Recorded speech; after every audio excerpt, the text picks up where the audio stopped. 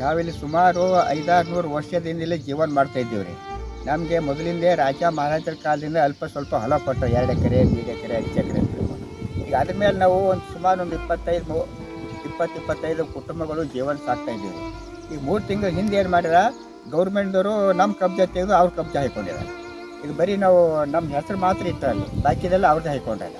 ಅದು ಯಾಕೆ ಹಾಕೊಂಡ್ರೆ ಯಾಕಿಲ್ಲ, ನಮ್ಗೇನು ಇನ್ಫಾರ್ಮೇಷನ್ ಕೊಟ್ಟಿಲ್ಲ, ಏನೂ ಕೊಟ್ಟಿಲ್ಲ. ಮತ್ತು ಮುಂದೆ ಅವ್ರೇನು ತೆಗಿಬೇಕಂತಂದ್ರು ಏನು ಮಾಡ್ತಾರೋ, ಇದರಿಂದ ನಮ್ಗೆ ಭಾಳ ಭಯ ಆಗ್ಯಾದಿಲ್ಲ. ಯಾವಾಗ ತೆಗಿತಾರೋ ಯಾವಾಗಿಲ್ಲೋ ಇದಕ್ಕೆ ಬಿಟ್ಟು ನಮಗೆ ಬೇರೆ ಸಹಾರ ಏನೂ ಇಲ್ಲ. ಇದ್ರ ಮೇಲೆ ನಮ್ಮ ಉಪಜೀವನ ಅದ.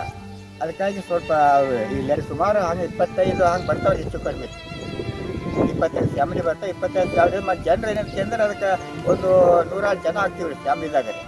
100 ಜನ ಇದ್ರ ಮೇಲೆ ನಮ್ಮ ಉಪಜೀವನ. ಇದಕ್ಕೆ ಬಿಟ್ಟು ಮತ್ತು ಬೇರೆ ಏನೂ ಇಲ್ಲ ರೀ.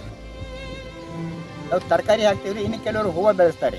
ಹೂವದ ಮೇಲೆ ಅವ್ರ ಜೀವನ ನಡೀತದೆ, ತರಕಾರಿ ಮೇಲೆ ನಮ್ಮ ಉಪಜೀವನ ನಡೀತದೆ ರೀ. ಹೀಗಾಗಿ ಈಗ ಅವ್ರ ಹೆಸರು ಹಾಕಿದ್ರೆ ನಮ್ಗೆ ಭಾಳ ತೊಂದರೆ ಭಯ ಆಗ್ಯದ. ಮತ್ತು ಏನು ಮಾಡ್ತಾರೋ ಏನಿಲ್ಲ ಗೊತ್ತಾಗುಂಟದ. ನಾವೇ ನಿನ್ನೆ ಮನೆಗೇನಿಲ್ಲ, ಸುಮಾರು 500-600 ವರ್ಷದ ಹಿಂದಿಂದ ನಾವಿಲ್ಲಿ ಉಪಜೀವನ ಮಾಡ್ತಾಯಿದ್ದೀವಿ ರೀ. ಇಲ್ಲಿ ಸುಮಾರು 400-500 ವರ್ಷ ನಮ್ಮ ಪೂರ್ವಿಕರೆಲ್ಲ ರಾಜ ಮಹಾರಾಜ ಕೈ ಕೆಲಸ ಮಾಡ್ತಾಯಿದ್ದೀರಿ. ಅದಕ್ಕೆ ಅವ್ರು ಉಪಜೀವನಕ್ಕೋಸ್ಕರ ಅಂತ ತಿಳ್ಕೊಂಡು ಇದು ಒಂದಿಷ್ಟು ಹೊಲ ಕೊಟ್ಟಾರ.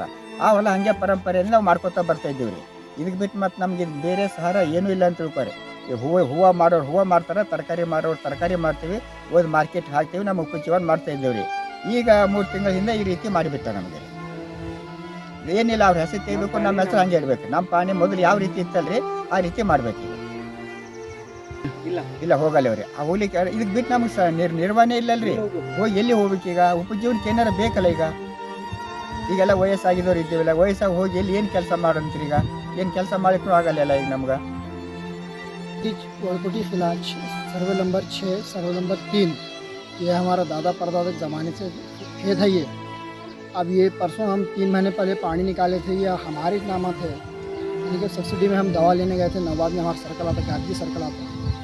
इससे पहले आके मैडम आके सर्वे कर लो कि प्रधानमंत्री योजना ये जो स्कीम है उस गवर्नमेंट की तरफ से खेता वालों को 2-2 हज़ार रुपये कर डालते हैं बोलते उन्होंने लिख गए। आके देख के आधार कार्ड हमारा बैंक पासबुक सब लिख गए।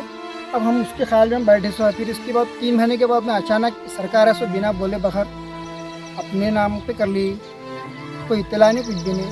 ऐसा करे तो हम क्या करना बोलो। अब हमारे तकरीबन है वो तो 5-6 फैमिली इसके ऊपर जी रही। यानी कि हमारे घर के इतने लोग हैं, 5-6 फैमिली है। एक अब गाँव के लोग बोलते 25-30 जने हैं, पूरे लोग बेकार हो जाते। क्या करना बोलो इसके बाद।